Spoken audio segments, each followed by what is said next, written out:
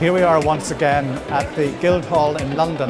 This is the 21st year of this Flavours event, and it's basically our industry in Ireland, some 70 of them, talking to over 100 international buyers, bringing tourists into the UK and Ireland.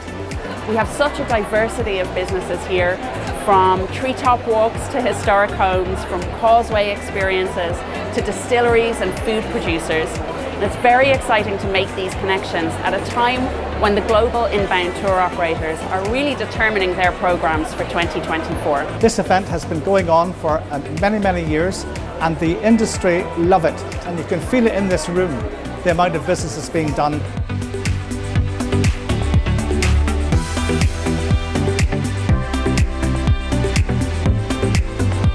Flavours has delivered huge business for us in 2023. Ireland has been a phenomenal success for AC Group, and we're really looking forward to seeing that continue into 2024. When we welcome millions of visitors to the island of Ireland each year, we're creating memories for people. Visitors to the island consistently tell us that their main motivators for coming are heritage, scenery, and the warmth of our people. And I feel our attendees today had those attributes covered and then some.